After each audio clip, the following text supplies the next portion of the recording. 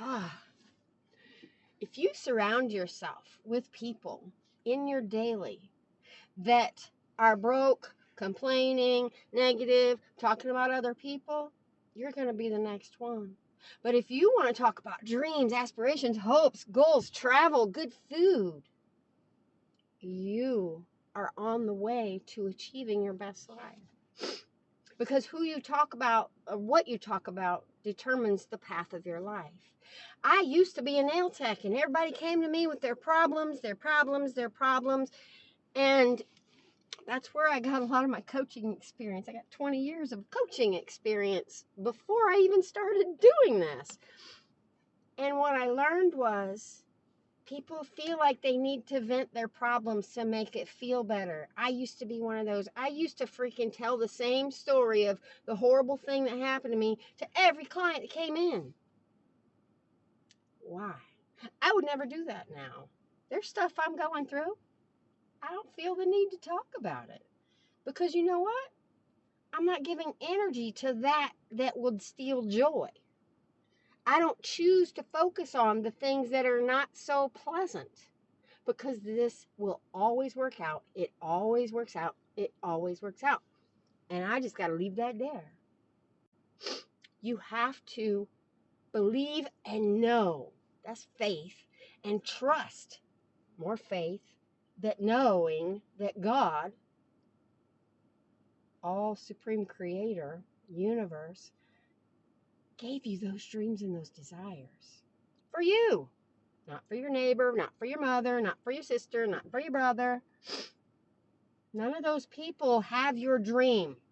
So unless they are living their dream life and doing their most amazing happy life, don't take advice from them because they're coming from a place of fear, doubt, stress, frustration, overwhelm, not being able to see your dream because it's not their dream.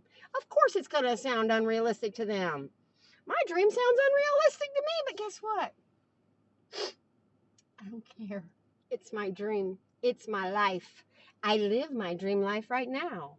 Why would my future dream life not show up at the right step through this place called life? We're infinite beings. We're infinitely abundant. We have no lack except for that you believe that you have. And that's why I spend a lot of time alone, because a lot of people don't believe that they're capable of any of it. And do I know how any of this is going to happen? No, that's not my business. My business is to stay in the now, stay present, stay joyful, stay grateful. That's how everything comes to you, yo. Be kind, be loving, be joy, be peace, be gratitude. And unto that, everything else will be added to you. But the same works for complaining, negative, fret, overwhelm, stress. You focus on that, to those things be added to you. Which do you want to add to? Your stress and your overwhelm and your fear and your doubt and your worry and your anxiety? Or peace and joy and love and happiness? You have a choice. But most people, because our brains are wired that way, tend to choose the easier path of being negative.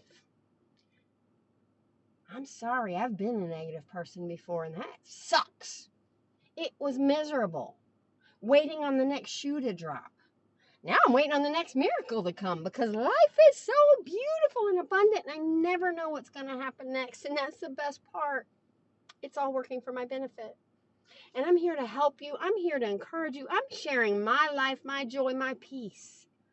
And maybe, just maybe, it might plant a seed in somebody who's struggling, who doesn't know how. I'm here to tell you, persist. I got it tattooed on my arm because I needed a reminder because I was a negative Nelly complainer. That's how I was raised. That's how I was programmed. It was a generational curse that I broke free because I did the mental work. And I still do the mental work on the daily. I am constantly reminding myself all is well. I am constantly reminding myself life is beautiful. I am constantly reminding myself that I can do all things through Christ who resides within me. I love you.